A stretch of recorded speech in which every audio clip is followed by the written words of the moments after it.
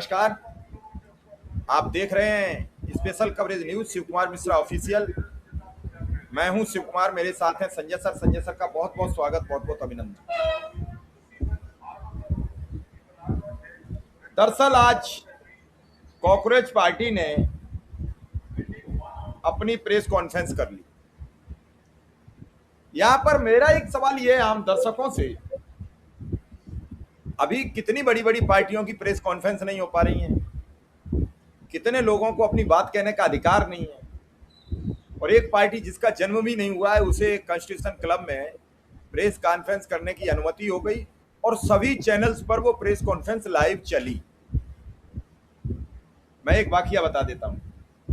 उत्तर प्रदेश में लखीमपुर खीरी में किसानों को कुचल दिया था तत्कालीन गृह राज्य मंत्री अजय टैनी मिश्रा के बेटे ने। उस प्रोग्राम को लीड करना था अखिलेश यादव को, क्योंकि 2021 का दौर था, 22 में चुनाव था। उस प्रोग्राम को लीड करने पहुंच गई प्रियंका गांधी। तो प्रियंका गांधी सीतापुर तक पहुंच गई, कैसे भी दुखते छिपते छिपाते, और लीड खबर बना दी प्रियंका गांधी की, और उन्हें ले जाके वहां पुलिस ने गिरफ्तार कर लिया, एक गेस्ट हाउस में बंद कर दिया। प्रियंका गांधी वहां झाड़ू मारने लगी और कुछ करने लगी, वो लीड खबर हो गई और हिट हो गई सोशल मीडिया पर। भाजपा को लगा कि अखिलेश को रोक भी सकते थे, प्रियंका नहीं रुकेंगी। उसके बाद नैरेटिव बदला गया। अब मीडिया अखिलेश के घर पहुंच गई कि प्रियंका चली गई तो अखिलेश क्यों नहीं गए, प्रियंका चली गई अखिलेश क्यों नहीं गए। मतलब प्रियंका की खबर को बैकफुट पर ला दिया गया। ये होता है नैरेटिव सेट करना। इस समय राहुल गांधी के साथ जो युवाओं का अटैचमेंट हो रहा है उससे बीजेपी बहुत हैरान है, और तभी आज ये प्रेस कॉन्फ्रेंस विधिवत हो पाई है। हो सकता है मेरी बात झूठ हो सकता है मेरी बात से आप लोग इतर हों, लेकिन ये सवाल तो बड़ा है कि आखिर बिना विवाद के, बिना रोक टोक के ये प्रेस कॉन्फ्रेंस हुई कैसे। जो व्यक्ति सीधा कह रहा हो कि मोदी को अनफॉलो कर दो, बीजेपी को अनफॉलो कर दो, ये कुछ नहीं कर पाएंगे, और धर्मेंद्र प्रधान के इस्तीफे का हम आपको सिस्टम बता रहे हैं। संजय सर, क्या है पूरा मामला? अपन तो गले नहीं उतर पा रहा है। नहीं, पूरा मामला यही है कि सरकार फंस गई है। और जैसे उन्होंने संजय सिंह के साथ जो किया, या जो आपने पुराना मामला बताया कि वो नैरेटिव सेट करते थे, तो अभी तक वो यही करते आए। अभी तक सोशल मीडिया इन्फ्लुएंसर्स का यूज करते थे, और अब जो है सोशल मीडिया इन्फ्लुएंसर इनके सामने खड़ा है, उनके खिलाफ खड़ा है, खुलकर खड़ा है। अब इनको समझ में नहीं आ रहा है कि इसको कैसे हैंडल करें। जो लोग हैं सोशल मीडिया में जो इनके खिलाफ अब हैं, वो सब तो पहले इनके प्रचारक भी रह चुके हैं, इनसे जुड़े रहे हैं या इनके साथ रहे हैं, कैसे भी माने, या खुलकर विरोध तो नहीं करते थे। तो माने इसलिए ये लोग जब विरोध करने आ गए तो इनको हैंडल करने के लिए सोचना समझना पड़ेगा, ऐसा मुझे लगता है। जैसे आपने कहा कि हो गया, इसका मतलब सीधा मतलब ये है कि सरकार होने देगी। एक मतलब ये हो सकता है, लेकिन दूसरा मतलब ये भी हो सकता है कि सरकार तय नहीं कर पा रही है कि इनका करे क्या। जब संजय सिंह को रोका तो ऐसा नहीं है कि उसका विरोध नहीं हुआ, उसकी चर्चा नहीं हुई, उसका हंगामा नहीं हुआ, और सोशल मीडिया पे उसकी पूरी चर्चा हुई। अखबारों में खबर नहीं छपती है वो तो ठीक है, लेकिन सोशल मीडिया पर जो सरकार का नियंत्रण था, या सरकार ने कॉकरोच जनता पार्टी को जिस ढंग से हैंडल वैंडल बंद करवाया, जो सब किया, वो काम नहीं कर रहा है इस मामले में। तो जाहिर है वहां भी घबराहट होगी, परेशानी होगी, रणनीति सोची जा रही होगी कि क्या करें, कैसे करें। और मुझे लगता है कि समय उसका आ गया है कि सरकार ये तय नहीं कर पा रही है कि इसको कैसे हैंडल करना। जैसे इसका बड़ा वो है, क्या बोलते हैं, बड़ी तैयारी है, लेकिन इन लोगों ने अभी पुलिस से परमिशन नहीं लिया है, और पुलिस से परमिशन लेने की कोई खबर नहीं है। पुलिस से परमिशन जब नहीं लिया है तो जाहिर है कि छोटा मोटा धरना होगा। तो अब सरकार पहले ही कैसे कह दे कि हम रोक देंगे, उसने बड़े की बात ही नहीं की है। वो तो कह रहा है कि मैं एयरपोर्ट पे आऊंगा, मेरे साथ आ जाओ। मेरे तो कितने लोग एयरपोर्ट पे जाएंगे बिना समय के, कितने लोग उसको एयरपोर्ट से लेकर के यहाँ आएंगे। तो दिखाई नहीं दे रहा कि बहुत बड़ा है, लेकिन जिस ढंग से उसके साथ लोग जुड़े हैं उसमें कितने लोग आ जाएंगे मुझे लगता है कि उसे भी नहीं पता होगा। तो इस स्थिति में सरकार को क्या करना है, वो पहले ही से कह दे कि नहीं होने देंगे तो मुसीबत, और अगर वो परमिशन दे दे तो मुसीबत, और कुछ ना करे हो जाए तो मुसीबत। तो सरकार के लिए माने मुझे लगता है कि निश्चित रूप से ये मुश्किल स्थिति है, खास करके इसलिए कि उनकी मांग धर्मेंद्र प्रधान का इस्तीफा है। धर्मेंद्र प्रधान का इस्तीफा जो है वो सीबीएसई और परीक्षा और शिक्षा मंत्रालय से जुड़ा मामला है, तमाम मामले, तमाम परीक्षाएं। तो उसमें इन लोगों ने सीबीएसई में बड़ी बुरी भद पिटी, तीन बच्चों ने इनकी पूरी पोल खोल दी, नीट वीट तो चल गया, लेकिन इसमें तो इनको कोई कार्रवाई करनी नहीं थी, करते नहीं है, कोई योजना ही नहीं होगी, सोचा ही नहीं होगा कि ये स्थिति आ जाएगी कि संभाले नहीं संभलेगा। तो अब जब फंस गए हैं तो जाहिर है इनके लिए भी कुछ मतलब आसान रास्ता नहीं है, और सोच समझ के जो करना है करेंगे ही, कर ही रहे होंगे, वो सब अपनी जगह है। लेकिन दिखाई दे रहा है कि मामला फंस गया है, और चूंकि वो छोड़ नहीं रहे, मतलब जैसे अगर वो मान जाए, डर जाए, किसी तरह से संतुष्ट हो जाए कि चलो ठीक है कार्रवाई हो गई, जैसे सोनम वांगचुक ने कहा था कि अगर कुछ कार्रवाई हो जाती है तो मैं नहीं आऊंगा। अब कार्रवाई का मतलब यही था कि धर्मेंद्र प्रधान का इस्तीफा, तो धर्मेंद्र प्रधान का इस्तीफा तो हुआ नहीं, तो वो आएंगे, उन्होंने पुष्टि कर दी, दोबारा भी ये वीडियो जारी किया है, और उसमें वो दिखा रहे हैं कि उनसे जब पीछे पूछा गया था कि आप जेल में रहे तो आपको स्ट्रेस नहीं होता था, तो उसमें उन्होंने तब कहा था, जो वीडियो मैंने भी अभी देखा, कि जेल में तो सबको जाना चाहिए, ठीक है चोरी और उसके अपराध करके नहीं जाना चाहिए, लेकिन ऐसे काम में जरूर विरोध करके जरूर जाना चाहिए, वो एक अलग अनुभव होता है, और मुझे जेल में कोई स्ट्रेस नहीं हुआ। तो इस तरह से वो जेल जाने के लिए तैयार हैं, लोगों को कह रहे हैं कि जेल जाए। और अभिजीत दीपिका ने तो कहा ही है कि मेरे परिवार वालों को डर है कि मैं दिल्ली उतरूंगा और मुझे गिरफ्तार कर लिया जाएगा, किया ही जा सकता है।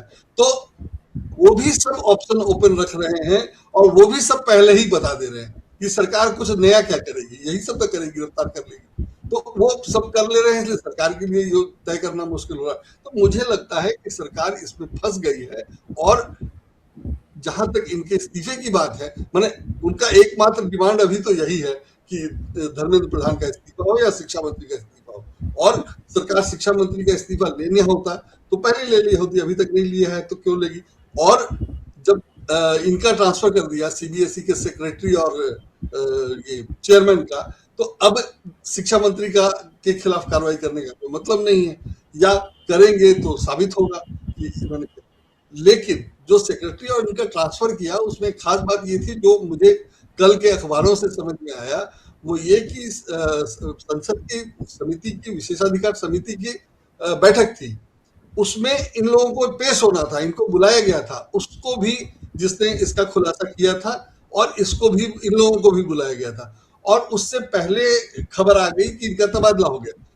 मुझे अखबारों की खबरों से नहीं पता चला, मैंने कोशिश ढूंढने की कि कहीं लिखा होगा, किसी खबर में छपा होगा कि इनको बुलाया गया था और ये गए, इनसे क्या पूछा गया, क्या जवाब दिया, वगैरह वगैरह। तो ये खबर नहीं थी, या ये खबर होनी चाहिए थी कि इनको बुलाया गया था लेकिन इनका तबादला हो गया, तो ये गए ही नहीं, या इनके जाने का कोई मतलब नहीं था। दोनों खबर मुझे नहीं मिली, जबकि मुझे लगता है कि कल के लिए ये एक महत्वपूर्ण खबर थी। संसद की बैठक थी, संसदीय समिति की बैठक थी, और उसमें इस मामले पर चर्चा के लिए सीबीएसई के सेक्रेटरी और चेयरमैन दोनों को बुलाया गया था, और उससे पहले कि वो वहां जाते या वहां प्रेजेंट होते, उससे पहले सरकार ने घोषणा कर दी कि उनका ट्रांसफर हो गया। अब इस लाइट में, इस स्थिति में ये लोग गए कि नहीं गए, ये बहुत महत्वपूर्ण सवाल है, क्योंकि पहले भी ऐसा हुआ है, कम से कम सेबी के मामले में तो हुआ ही था कि संसदीय समिति की बैठक में उनको बुलाया गया सेबी चीफ को, और वो नहीं गई, और उसके बाद फिर क्या हुआ पता ही नहीं चला, मामला ठंडे बस्ते में चला गया। तो यहाँ भी ऐसा ही किया गया, या तबादला क्या इसी उद्देश्य से किया गया था, या क्या तबादला करने से वैसा हो गया, इस बारे में अखबारों की खबरें शांत हैं, और खबरों में सिर्फ यही लिखा है कि तबादला हो गया, और कुछ एक अखबार जैसा लिखते हैं कि मोदी जी के सक्रिय होने से हुआ, या मोदी जी ने कर दिया, मास्टर स्ट्रोक है, वो सोशल मीडिया पे पहले ही चलने लगा था।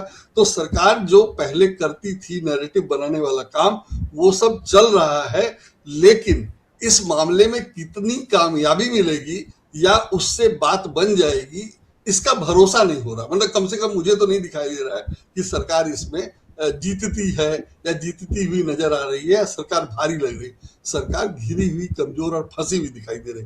तो इस तरह से ये सब मामला है। और दूसरे जो पुराने मामले हैं, जैसे मध्य प्रदेश का व्यापक घोटाला था, उत्तर प्रदेश का राष्ट्रीय ग्रामीण स्वास्थ्य मिशन घोटाला था, उसमें कितने लोगों की मौत तक हो चुकी है, और सरकार ने उसके बारे में कोई खुलासा नहीं किया, मतलब वो घोटाला सॉल्व नहीं हुआ, पता ही नहीं चला कि क्या हुआ था, कैसे हुआ था।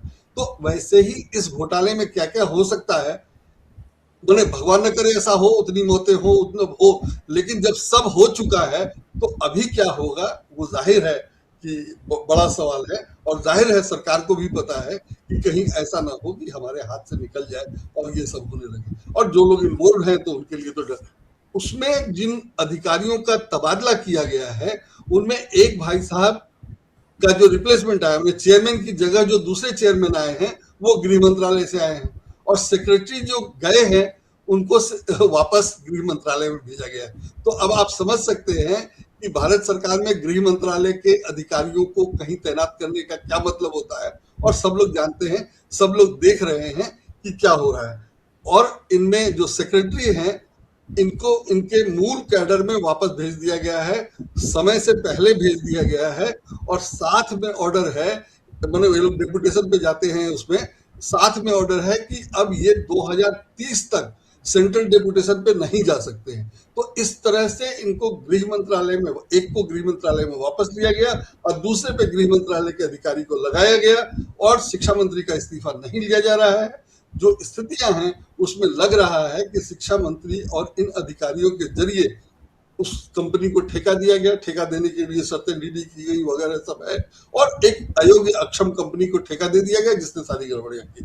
तो अब बचाना तो शिक्षा मंत्री को है ही है, तो शिक्षा मंत्री को बचाने के लिए अधिकारियों का तबादला किया गया, लेकिन उसमें खतरा ये था कि अधिकारी बता देंगे कि हमने क्या किया, या अधिकारियों से कोई पूछेगा तो वो कितना झूठ बोलेंगे, कितना छिपा पाएंगे, कितना नहीं बोलेंगे, तो उसमें खुलासा हो जाए, इसलिए उनको अगले दिन ही उनका रिप्लेसमेंट दिया गया, उनको बिना वेटिंग में नहीं रखा गया, उनकी अगले दिन पोस्टिंग भी हो गई। तो ये सब असामान्य दिखता है या कार्रवाई के नाम पर धोखा है। तो ये सब सरकार को करना पड़ रहा है, इसका मतलब ही है कि सरकार मुश्किल में है, और पुराने मामले गवाह हैं कि सरकार मुश्किल में रहती है तो क्या क्या करती है। अब उसमें जो ये है अभिजीत दीपकी का जो प्रोग्राम है यहाँ धरना देने का जंतर मंतर पर, वो बहुत छोटा बहुत साधारण भी हो सकता है। उसने नहीं कहा है कि लाखों की संख्या में आए, उसने नहीं बताया है कि कितने लोग आएंगे, उसने परमिशन लेने लिया है ऐसा कुछ नहीं दिखाई दे रहा है। फिर भी तमाम लोग कह रहे हैं कि जाएंगे, और तमाम लोग कह रहे हैं कि वो जो है बीजेपी स्पॉन्सर्ड प्रोग्राम है इसलिए नहीं जाना चाहिए। तो दोनों होगा, और मुझे लगता है कि युवा जो हैं वो ये नहीं सोचेंगे कि बीजेपी स्पॉन्सर्ड है कि नहीं है।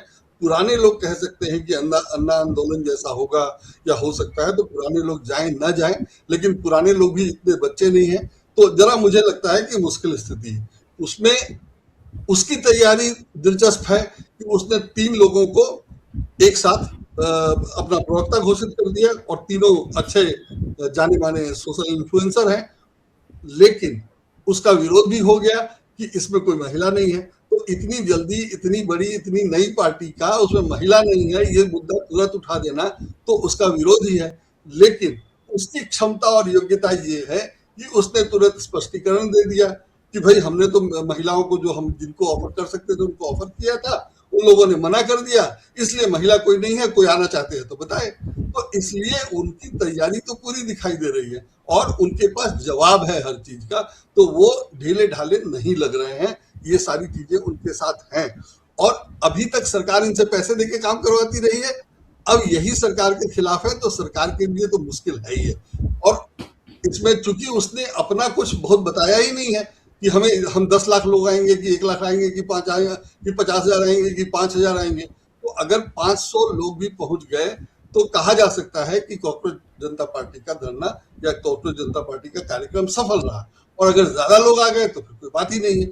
लेकिन सरकारी तैयारी कैसे होगी, क्या होगी, वो सरकार के लिए सिरदर्द है, और अगर सरकार पहले ही रोक दे तो भी सरकार के लिए सिरदर्द है, और कितना बड़ा हो जाएगा वो पता नहीं है। तो इसलिए वो जो है मुझे लगता है कि वो मुश्किल है। और प्रेस कॉन्फ्रेंस हो गई तो जैसे मैंने कहा कि प्रेस कॉन्फ्रेंस हो सकता है होने दी गई हो जानबूझ के, या बहुत छोटा मामला है, अभी बहुत नया है, बिल्कुल नए सोशल इन्फ्लुएंसर्स, तो उनको आज प्रेस कॉन्फ्रेंस नहीं करते देते तो वो जितना हल्ला मचाते या सोशल मीडिया पे उनके पोस्ट जितना फैलता वो होने देने से कम हुआ। तो मुझे लगता है कि होने देने में भी राजनीति है या रणनीति है, लेकिन वो जो शक है कि शायद सरकार ही करवा रही है, वो अपनी जगह है। सोनम वांगचुक की भूमिका इसमें अब बड़ी महत्वपूर्ण दिखाई दे रही है, और वो मतलब मुझे लगता है कि एलजी ने जो किया था उसके कारण हो गई है। लेकिन विरोधियों का कहना है, माने इस पूरे कार्यक्रम के विरोधियों का कहना है कि सोनम वांगचुक जो है वो सरकारी आदमी ही है और सरकार की तरफ से इसमें जा रहे हैं। लेकिन मुझे नहीं लगता है कि सोनम वांगचुक अभी भी सरकारी आदमी कहे जा सकते हैं या सरकार के आदमी हो सकते हैं। तो इस तरह से मुझे नहीं लग रहा है कि ये सरकारी है, और मुझे नहीं लगता कि सरकार इस पर कुछ कंट्रोल रख पाएगी। अगर सरकार ने क्या बोलते हैं इनकरेज, उत्साहित प्रोत्साहित किया भी हो तो सरकार का वैसा कंट्रोल है, तो वो सब नहीं हो रहा है। तो मुझे लगता है कि मामला जो है सरकार के खिलाफ जा रहा है। और इतने लोग, माने सोशल मीडिया पे जो दिखाई दे रहा है, माने ये भी कहा जा रहा है कि सोशल मीडिया पे इतना सरकार का विरोध कैसे हो पा रहा है। तो सोशल मीडिया में विरोध इतना इसलिए हो पा रहा है कि बहुत सारे लोग लिखने लगे हैं, बहुत सारे लोग बोलने लगे हैं। पहले जो लोग नहीं बोलते थे वो सारी चीजें लिख दे रहे हैं। कई जगह कमेंट बंद करना पड़ रहा है, इस तरह की स्थिति हो गई है। तो जाहिर है कि मतलब नाराजगी है तो वो दिखाई देगा। और इसी सरकार ने, माने मोदी सरकार ने ही सोशल मीडिया का उपयोग करके फायदा उठाया था।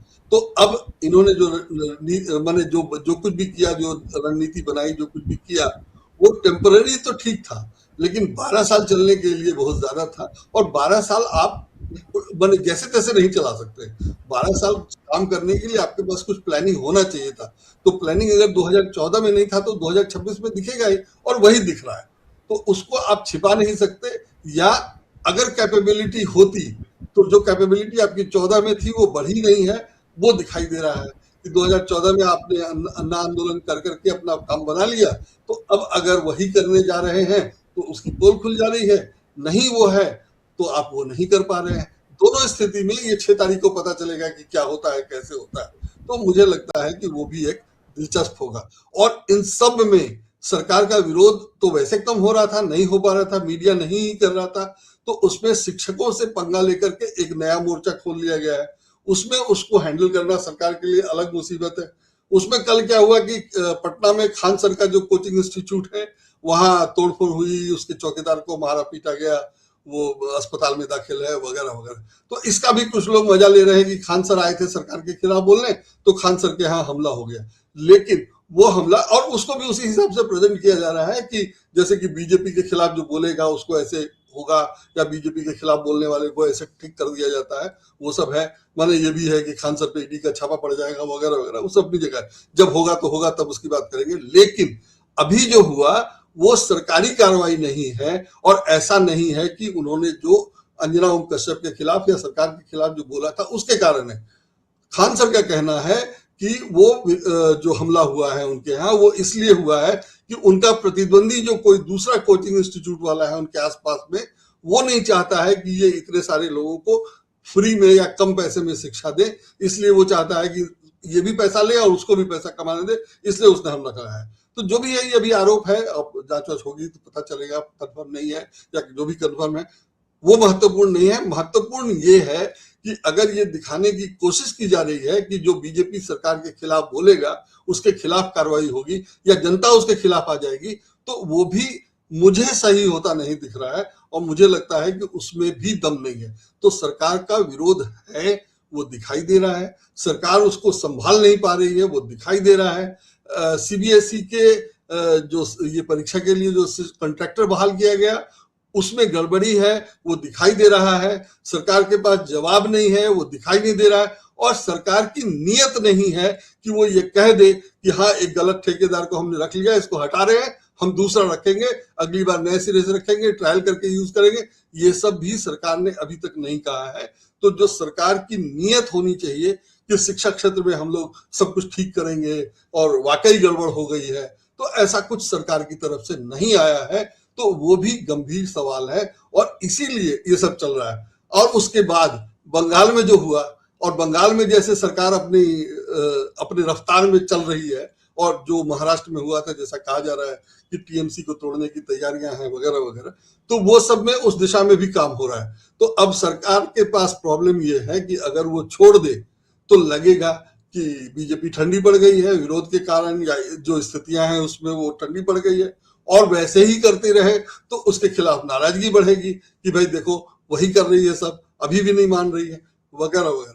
तो मुझे लगता है कि इन सब कारणों से सरकार काफी मुश्किल में है कि वो कुछ करे तो मुसीबत, ना करे तो मुसीबत, दोनों में उसके साथ वो क्या करे ये समझना मुश्किल है। और जो वाकई करना चाहिए, जिससे फायदा होगा, जो आदर्श स्थिति होगी, वो इसको करना नहीं है, वो कर नहीं सकते।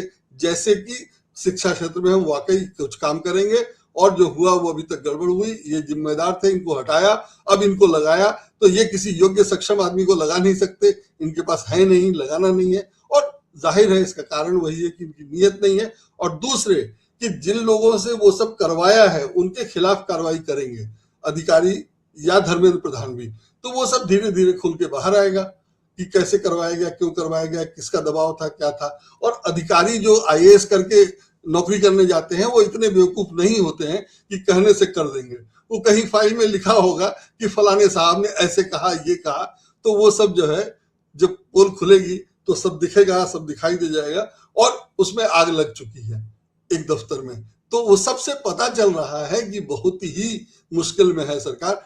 आग से उसका नुकसान हुआ नहीं हुआ हो, लगाई हो नहीं लगाई हो, लेकिन सारा मामला ऐसा बन गया है जो सब सरकार के खिलाफ जा रहा है और सरकार के लिए सफाई देने की भी गुंजाइश नहीं है।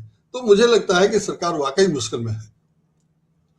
आपने सर बिल्कुल ठीक कहा कि वो मुश्किल में क्यों नहीं, अब सिर्फ 48 घंटे ही तो बचे हैं। सोनम वांगचुक ने 5 जून तक इस्तीफे के लिए कह दिया है और कल आज 4 जून है, तो 48 घंटे भी कहाँ बचे, सिर्फ 24 घंटे बचे हैं। 24 घंटे में निर्णय लेना पड़ेगा और इस 24 घंटे में तय करना पड़ेगा कि अगर नहीं इस्तीफा हुआ तो फिर कांग्रेस पूरी सरकार को फंसा देंगे। और यही आज का हमारा थंब है कि मोदी के पास सिर्फ 24 घंटे और 5 जून तक इस्तीफा लो, नहीं तो फिर कांग्रेस सरकार को फंसा चुके हैं। बिल्कुल, बाकी आप जानो, आपका काम जाने। तो सर फिलहाल इस प्रोग्राम को यहीं विराम देंगे। आपका बहुत बहुत आभार, बहुत बहुत धन्यवाद।